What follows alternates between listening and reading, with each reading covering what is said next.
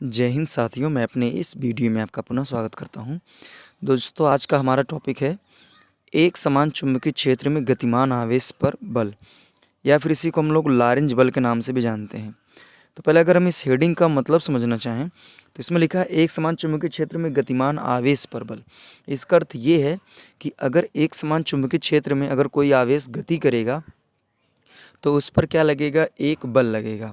तो बेसिकली हम इस टॉपिक पर यही बात करेंगे। और यहाँ पे जो हमने बताया कि एक समान अगर चुंबकीय क्षेत्र में कोई आवेश गति करेगा तो उस पर जो बल लगेगा, तो इसके बारे में लारेंज साहब ने बताया था, इसलिए इस बल का नाम रख दिया गया लारेंज बल।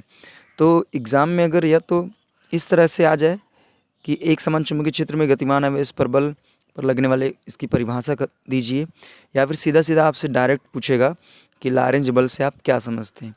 तो सीधा सीधा आप इसमें बताएंगे लारेंज बल में आप क्या समझते हैं। अगर इसकी परिभाषा की बात करेगा तो इसकी परिभाषा में आप ये बताएंगे, जब कोई आवेश किसी एक समान चुंबकीय क्षेत्र में गति करता है तो उस आवेश पर चुंबकीय क्षेत्र की वजह से एक बल लगता है, अर्थात वह आवेश एक बल का अनुभव करता है जिसे हम लारेंज बल कहते हैं।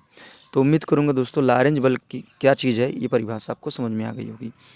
तो सीधा सीधा इसमें कहने करते, जैसे मान लीजिए सपोज दैट ये एक समान चुंबकीय क्षेत्र है और इसमें कोई सपोज दैट क्यू आवेश है जो क्या कर रहा है, इसमें गति कर रहा है। तो जैसे कोई आवेश इसमें गति करेगा तो ये आवेश क्या करेगा, इस चुंबकीय क्षेत्र में एक बल का अनुभव करेगा। तो उसी बल का नाम है लारेंज बल। यदि मान लीजिए इस आवेश का मान क्यू हो और ये इसमें वी वेग से गति कर रहा हो और यहाँ पे जो चुंबकीय क्षेत्र की तीव्रता है उसका मान बी हो, तब उस पर लगने वाला जो कुल बल होगा वो हो जाएगा एफ बराबर Q V B sine theta. तो ये बेसिकली फार्मूला होता है, अगर आप किसी आवेश को चुंबकीय क्षेत्र में गति कराते हैं उस पर कितना बल लगेगा, तो उसको पता करने के लिए बेसिकली ये फार्मूला है। तो कभी कभी क्या होता है, अब लारेंज बल का जो सूत्र होता है इसको सदिश रूप इसका पूछ लेता है। तो यहाँ पे अगर देखा जाए तो ये जो v है यानी वेग और ये चुंबकीय क्षेत्र है ये दोनों सदिश राशि। तो आप लोगों ने 11 में पढ़ा होगा एक formula A B sine theta, और ये होता है vector A cross vector B का। तो अगर हम क्या करें, इसकी तुलना में इससे कर दें तो यहाँ पे ए की जगह v है और b की जगह b है। तो इसको अगर हम लिखना चाहें सदिश रूप में तो यह बराबर हो जाएगा q, ये हो जाएगा vector v cross vector b। तो ये हो जाता है लारेंज बल का सदिश रूप। ठीक है। अगर बात करें सूत्र में अगर नामकरण करना चाहें तो नामकरण आप कैसे करेंगे, तो यहाँ f की बात करें तो f जो है ये लारेंज बल है। q की बात करें तो ये आवेश का मान है। v का जो अर्थ है ये आवेश की गति है या आवेश का वेग है, आवेश की चाल है। और यहाँ b की बात करें तो ये चुंबकीय क्षेत्र की तीव्रता का मान है। अगर बात करें थीटा का मान क्या है, तो थीटा है चुंबकीय क्षेत्र की दिशा और आवेश की गति की दिशा के बीच जो कोण बनेगा वही थीटा का मान होगा। जैसे एग्जांपल में समझिए, चुंबकीय बल रेखाएं इधर जा रही हैं और मान लेता आवेश से लंबवत जा रहा है, अर्थात देखा जाए तो ये चुंबकीय क्षेत्र की दिशा के साथ 90 डिग्री का कोण बनाते हुए जा रहा है। तो यही होता है इसमें थीटा का मान। तो हमने परिभाषा की बात कर ली और हमने सूत्र की बात कर ली, तो दो बातें हमें कन्फर्मली समझ में आ गई। अब हम लोग बात करते हैं कि इसमें कुछ विशेष स्थितियाँ होती हैं। तो पहले विशेष स्थिति ये है फर्स्ट, यदि मान लीजिए आवेश क्या हो, स्थिर हो। आवेश स्थिर होने का अर्थ ये है कि उसका जो वेग है वो क्या होना चाहिए, जीरो होना चाहिए। यदि मान लीजिए आवेग जीरो है तो बल क्या होगा, तो यहाँ से अब बराबर हो जाएगा क्यू और जीरो गुणे वी साइन थीटा। तो यहाँ पे जीरो जीरो गुणा करेंगे तो सारे लोग क्या हो जाएंगे, जीरो। तो इससे ये एक निष्कर्ष ये निकल रहा है कि अगर मान लीजिए कोई आवेश चुंबकीय क्षेत्र में गति ही ना करे, अर्थात वो स्थिर अवस्था में अगर रहेगा, तो चुंबकीय बल रेखाएं उस पर कोई बल नहीं लगाएंगी। तो उम्मीद करूंगा ये बात आपको समझ में आ गई होगी कि मैं बताना क्या चाहता हूँ। तो मेरा कहने का सीधा सीधा उद्देश्य ये है कि अगर आवेश चुंबकीय क्षेत्र में गति नहीं करेगा तो उस पर कोई बल कार्य नहीं करेगा, बस। अगर बात करें दूसरे कंडीशन की, तो यदि मान लीजिए जो आवेश है वो चुंबकीय बल रेखाओं से लंबवत जाए, अर्थात 90 डिग्री का कोण बनाते हुए जाए, जैसे इसमें देखा गया कि चुंबकीय बल रेखाएं इधर जा रही हैं और इधर जा रहे हैं 90 डिग्री कोण बनाते हुए, तब इस पर बल क्या लगेगा।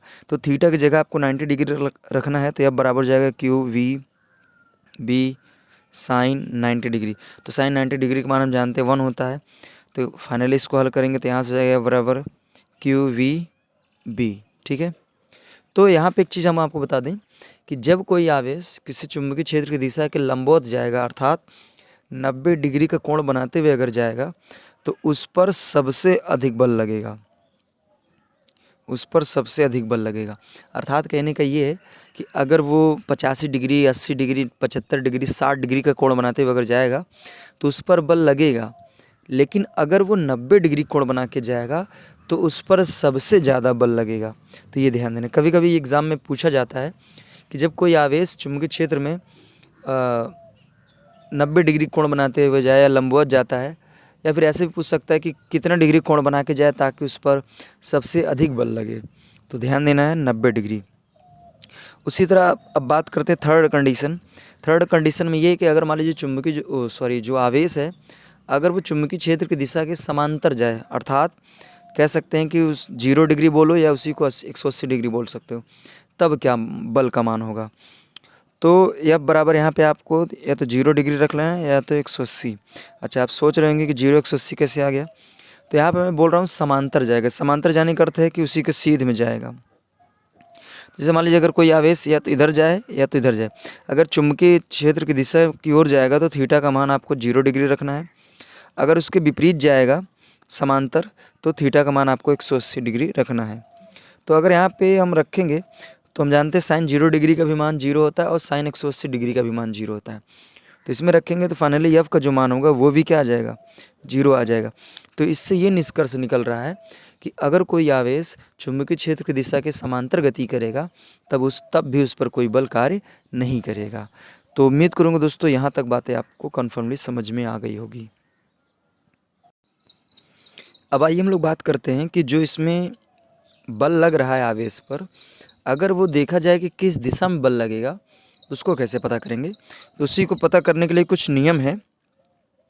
तो हम लोग अब बात करने वाले हैं कि जो लॉरेंज बल है, जो बल लग रहा है उसकी दिशा ज्ञात करने के नियम क्या हैं।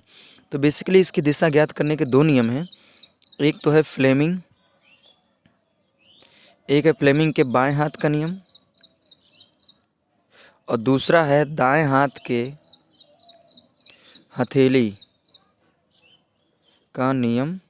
और ये नंबर 2 यानी दूसरे नंबर। देखिए दाएं हाथ के हथेली के नियम 2 है। एक ओस्टर्ड के प्रयोग में बताया गया था और एक ये होता है लॉरेंज बल में। तो दाएं हाथ के हथेली के नियम नंबर 2 और फ्लेमिंग के बाएं हाथ के नियम से हम ये पता कर सकते हैं कि जब कोई आवेश चुंबकीय क्षेत्र में जाएगा तो उसमें किधर यानी किस दिशा में बल लगेगा।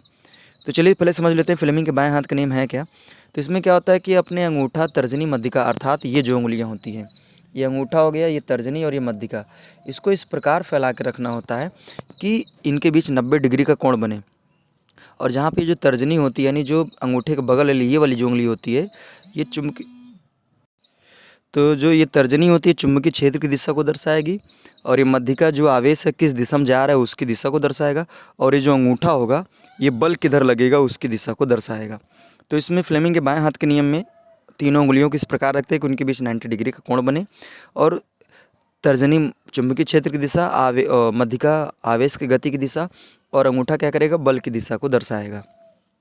उसी तरह दाएं हाथ की हथेली के नियम में क्या होता है कि इसमें क्या होता है कि हम अपने दाहिने हाथ के अंगुलियों और अंगूठे को इस प्रकार फैला कर रखते हैं कि उनके बीच 90 डिग्री का कोण बने, और जहाँ पे अंगुलियाँ जो हैं ये क्या करेंगी, ये चुंबकीय क्षेत्र की दिशा को दर्शाएंगे, अंगूठा आवेश की गति की दिशा को दर्शाएगा, और इस हथेली से लंबवत जो लाइन गुजरेगी वो क्या करेगा, आवेश पर लगने वाले बल की दिशा को दर्शाएगा। अब जैसे मान लीजिए ये क्या है, कोई सपोज दैट एक समान चुंबकीय क्षेत्र है जो इधर जा रहा है, और इसमें जो चुंबकीय बल रेखाएं जो हैं, चुंबकीय बल रेखाएं, कोई आवेश है जो क्या कर रहा है, इसे नीचे की ओर गति कर रहा है। तो अगर बात किया जाए कि इस पर बल किधर लगेगा, तो इसको हम फ्लेमिंग के बाएं हाथ के नियम से इजीली बता सकते हैं। तो अगर हम फ्लेमिंग के बाएं हाथ के नियम से बताना चाहें तो हमने बताया कि देखिए आपको क्या करना है, अपने मतलब अंगूठा, तर्जनी और मध्यिका, इन तीनों को इस प्रकार रखना है कि इनके बीच 90 डिग्री कोण बने, और यहाँ पे जो ये तर्जनी है चुंबकीय क्षेत्र की दिशा को बताएगी, ये आवेश की गति की दिशा, और ये जो अंगूठा ये बल की दिशा को दर्शाएगा। तो देखिए हमको इस उंगली को चुंबकीय क्षेत्र की दिशा की तरफ करना है, तो चलिए हमने इसको इधर कर दिया, और देख रहे हैं कि जो ये वाली हमारी मध्यिका जो है ये क्या है, देखिए आवेश नीचे की ओर है, ये ऑलरेडी नीचे की ओर आ गई। अब आप देख पा रहे हैं कि जो अंगूठा है वो यानी अप यानी ऊपर की ओर दिख रहा है। तो इसका अर्थ ये है कि अगर चुंबकीय बल रेखाएं इधर जाएंगी और आवेश नीचे की ओर आएगा, तो जो चुंबकीय बल रेखाएं इस आवेश को ऊपर की ओर क्या करेंगे, धक्का मारेंगे, यानी इस साइड ऊपर की ओर धक्का करेंगी। तो उम्मीद करूँगा उसी तरह आप इसको चाहें तो दाएं हाथ के हथेली के नेम से भी बता सकते हैं। इसमें आपको क्या करना होता है कि अपने जो ये अंगुलियाँ है इसको चुंबकीय क्षेत्र की दिशा की तरफ करना है, और अंगूठा जो है इसको क्या करना है, इस नीचे की तरफ करेंगे। तो जब नीचे की ओर आएगा तो जो आपकी हथेली है ये अप की ओर उठ रही है, तो ये भी क्या करेगी, चुंबकीय क्षेत्र की दिशा को दर्शाएगी। तो उम्मीद करूँगा ये इतनी बातें आपको कन्फर्मली समझ में आ गई होगी। तो दोस्तों, आप हमको इंस्टाग्राम और फेसबुक में भी फॉलो कर सकते हैं, लिंक जो हमने डिस्क्रिप्शन बॉक्स में दे रखा है।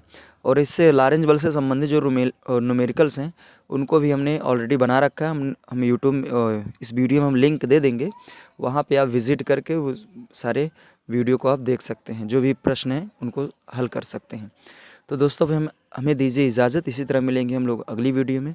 तब तक के लिए जय हिंद, वंदे मातरम।